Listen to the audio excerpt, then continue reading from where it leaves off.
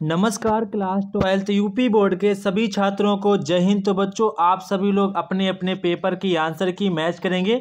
बच्चों ये आपका पेपर कोड है 347 KB। अगर आपके पास अदर कोई क्वेश्चन पेपर हो तो बच्चों आप हमें अपना क्वेश्चन पेपर इस नंबर पर भेज सकते हैं ताकि हम आपके पेपर का हल आपके पास जल्द से जल्द भेज सकें। ठीक है बच्चों। तो बच्चों सबसे पहले आप लोगों को अपना अपना पेपर कोड मैच करना है, देन आप सभी लोगों को अपने अपने पेपर की आंसर की मैच करनी है।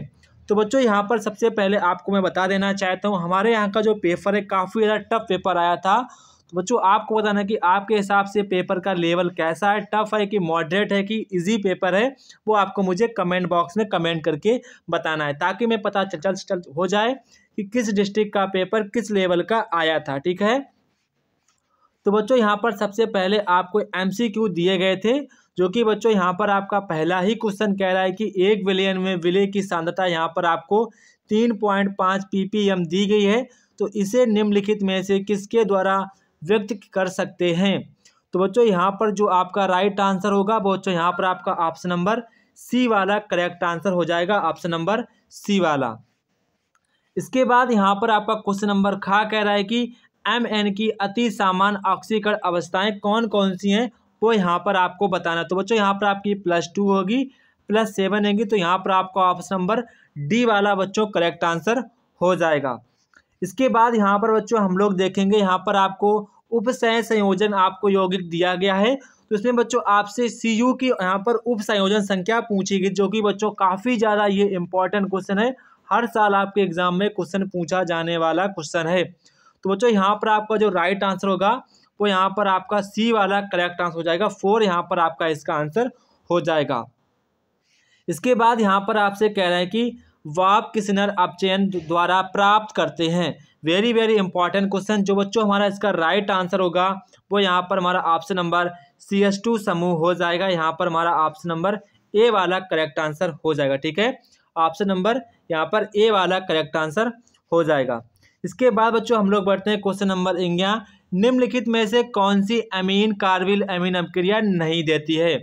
तो बच्चों यहाँ पर आपका ऑप्शन नंबर सी वाला करेक्ट हो जाएगा, option number C will be right answer this question. ठीक है। इसके बाद बच्चों यहाँ पर आप देखेंगे क्वेश्चन नंबर 4 है, तो कह रहा है ग्लूकोज में उपस्थित एल्डिहाइड समूह निम्नलिखित में से कौन सा परीक्षण नहीं देता है।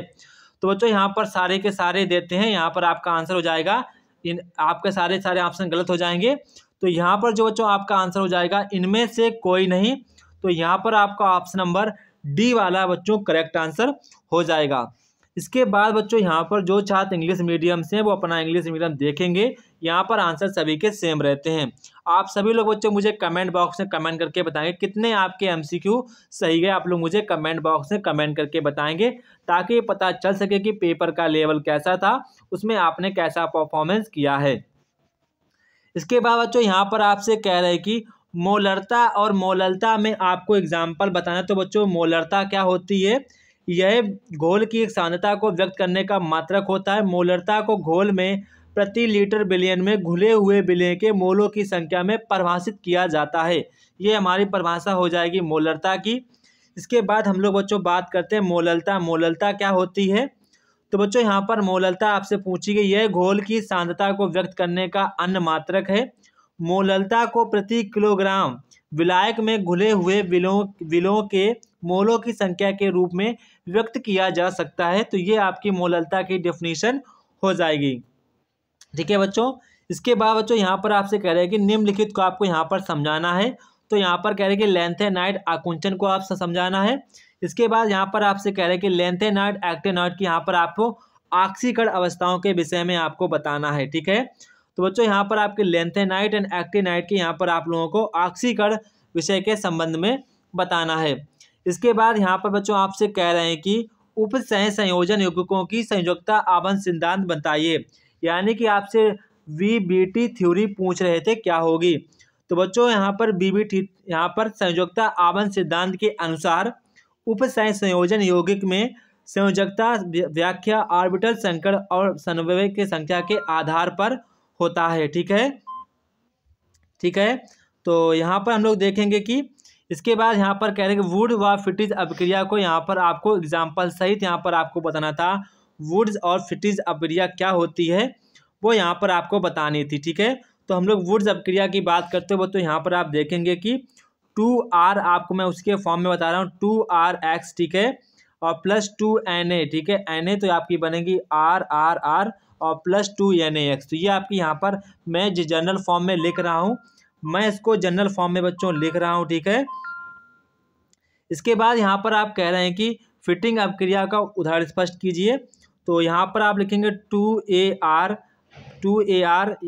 ठीक है, और प्लस 2Na। ठीक है, एरो में AR और यहाँ पर प्लस 2NaX। मतलब कि मैं बच्चों इसके जनरल फॉर्म ही लिख रहे हैं। क्या लिख रहे हैं?